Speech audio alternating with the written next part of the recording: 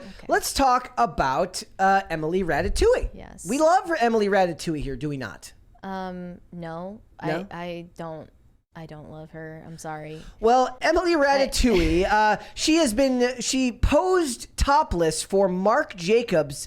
It's a genderless apparel campaign after declaring herself a feminist. And it just feels to me like the ultimate proof that they really do want female erasure.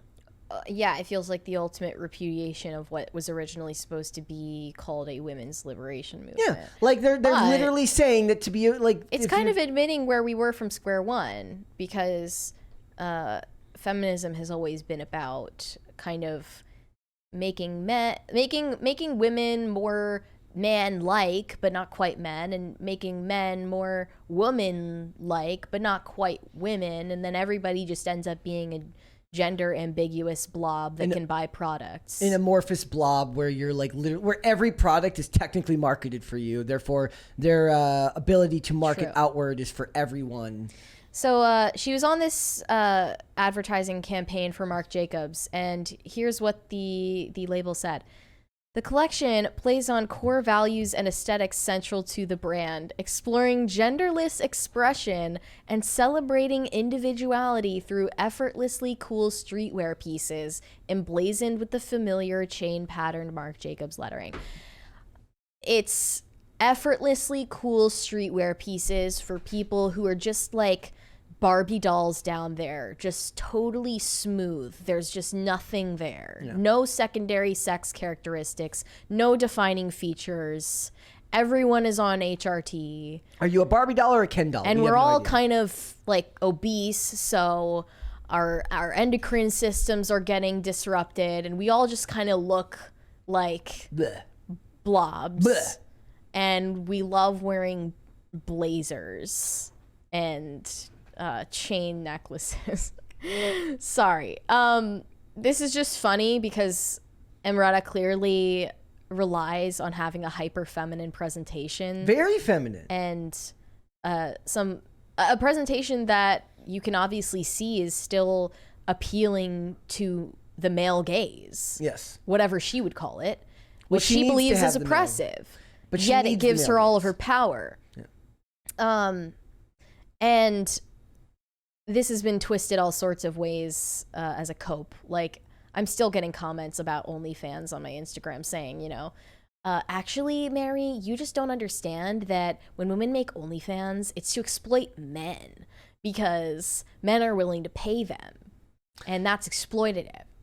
That's, I mean, I can assure you, when you put everything out there on display for men to look at, even if they're paying to look, it's not them that are getting exploited. It's you. In a one-to-one transaction, if it's the idea that your modesty versus their $4.99 a month, somebody is losing more than the other. Yeah. One person is losing $4.99 a month, and the other person is losing their dignity. So tell me who is getting exploited. I guess you could say that the guy's dignity may be up for, like, he's not doing his own self-confidence any favors either, but he's not broadcasting. Sure, but you can hide it. Yeah. At least you can hide that. There was a really interesting video the other day where a lady goes, she calls them ceiling fans girls.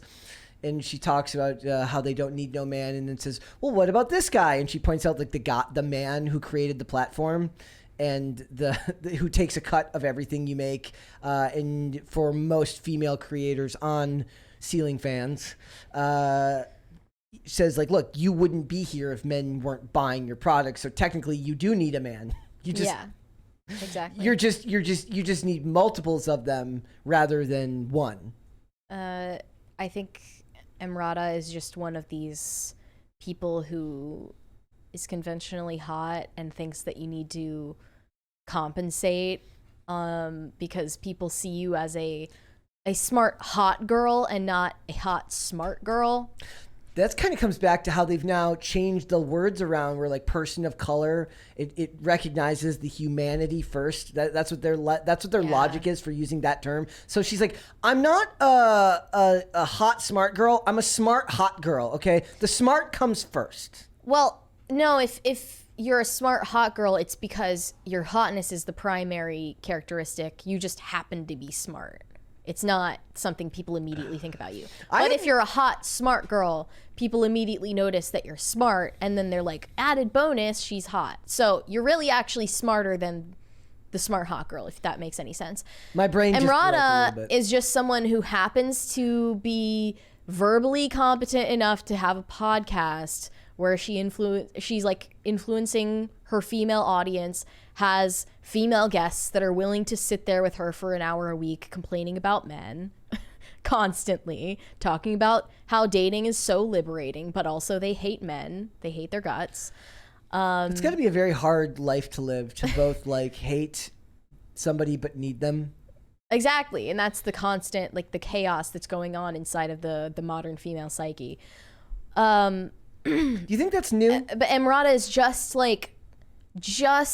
midwit enough where you can write, you can talk, but you're not quite making the connections like the ones we're making right now. Okay. You don't quite have the level of introspection to hold yourself accountable for anything. So when she talks about constantly how she got arrested at a Brett Kavanaugh protest, I didn't even know that. That's kind of a pivotal moment in her life. I did find out about that actually recently. She was marching to the Supreme Court with Amy Schumer. That's a fun group of people to hang out with, I'm sure. And yeah, and when they did the sit-in at the Supreme Court, they were then sectioned off from the rest of the protesters by police, given pink wristbands to mark them off from the rest of them, and then they were escorted out. So they were not arrested. They were also caught on video being politely asked by police, would you like to get arrested? And them saying yes. Because they know, just like AOC knew, that if you have pictures of yourself getting cuffed in the headlines, that's amazing PR. There was an episode of the show Bones where he brings in like a guy, like a rapper, and he offers to arrest him to get information, like so that he'll give him information because he knows it'll help his street cred.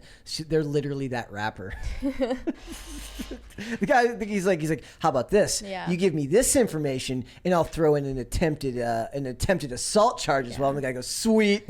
One thing that people latched on to when she was at that protest with all the women dressed up as Handmaid's Tale characters is she didn't wear a bra. She was wearing a white tank top without a bra, and that was considered very provocative. So she got to stroke her ego about that. She held up a sign saying, respect female existence or expect our resistance. That's so clever, Emrata. Where did you get that? An Instagram infographic? Her caption says, today I was arrested protesting the Supreme Court nomination of Brett Kavanaugh, a man who has been accused by multiple women of SA. Men who hurt women can no longer be placed in positions of power. Kavanaugh's confirmation as a justice of the Supreme Court of the U.S. is a message to women in this country that they do not matter. I demand a government that acknowledges, respects, and supports women as much as it does men. I don't even know why you need a message from your government that you matter, but I hope you get well soon. What a bizarre statement. As long as you pay your taxes, you matter to them. Yeah. You matter just enough to make sure that you're alive so that you can keep paying your taxes. I found this awful image of Amy Schumer throwing up a fist. A red salute? One of the red salutes with her pink wristband on as she's getting escorted out of the building by the cops. Here's the thing. Look, they use the imagery of The Handmaid's Tale to illustrate this fantasy of what they imagine our culture has turned into. Or the Marxist revolution. But what they don't realize is the true absurdity of it is rich, vapid, self-absorbed, extremely privileged, wealthy celebrity elites pretending to fight the system while getting to be asked if you want to be arrested. That is the actual absurdity here. That is what the story should be. In her mind, that's the same thing as getting shot with a fire hose. That's literally the same thing in her These mind. people, man. This is the most resistance that Emrata has ever faced in her life. And this is a culture that has raised the next generation to do vapid activism as if it's some type of worthy thing to do in your life, when it's not. You should not only not be an activist, you should actively crusade to be an anti-activist and push back on anyone who decides to waste their time with slacktivism. It is for the cheap of mind and the cheap of heart. It is not something that people do if they actually expect things to change. None of these people want change. What they want is to be seen pretending to push for change. Part of that goes to, I put a lot of this back on like the famous ad campaign of Obama, the change poster. Like, that was so influential and moving, right? So it's like a lot of people saw that. Did you find that moving? No, I didn't, but other people did. I just don't get it. I didn't. I wasn't politically active at the time. I didn't really care. I was like, he got voted in, cool. I didn't really care. The first thing I noticed, I said, why is this guy in the news so much? Why isn't he like, shouldn't he be like, I just didn't remember Bush or Clinton being on the news that much at the time. It's not important. Point is, celebrity activism is if I have to choose between activism and celebrity activism, I'd rather, I guess, the kids be activists than there's something more hypocritical. No. I don't want either, but there's something to me more infuriating and hypocritical about celebrity activists, because I don't buy that they don't understand. I buy that a lot of the kids buy into what they're trying to sell. I don't buy that the celebrities buy into it. I think it's all an act. Greta Thunberg buys into what she's saying because she has an autistic hyperfixation on I'm not saying kids like that. I'm saying just kids that are activists, like the youth, college kids. The youths. I think that someone like Emrata is adopting the cause that a lot of teenagers or college kids maybe care about, and pretending that it also affects her. Somebody in the chat should do a meme. It's the "Hello Fellow Kids" meme, but it's Emrata with like a hello fellow kids with her protest sign with her white tank top. Yeah, and no bra. It's like, what can I do that requires the least amount of effort that will be applauded the most? No. I know, burn my bra and get naked and call it a genderless ad campaign. I don't understand. It's genderless feminism, whatever. In the show Numbers, the main characters are a math professor and his brother, who's an FBI agent, and their dad is also a main character in the show as well. He was a former city planner who was a hippie activist in the 60s. Now he's a very normal person in the show. The show was filmed in 2006, and there's an episode where the character of Charles Epps, his head of department at the college, is trying to get him, like, he's being brought to these like luncheons and dinners to, like, because he's a world famous mathematician, to basically shuck and jive for these donors that are giving money, and one of them's like it's a big pharma at the time, basically. And he finds out from his girlfriend that this big pharma company that they're supposedly going to get in bed with has a bad track record. And he's like, Dad, well, if we take the money, we're tacitly telling them they're what they do is okay. And he says, well, my 30 years of city planning has tempered my activism with pragmatism. And it seems like nobody these days finds the middle ground and gets to pragmatism and finds a way to actually be a little bit more even keel, because there's too much social clout in the activism, which is not based in reality when it comes for outcomes.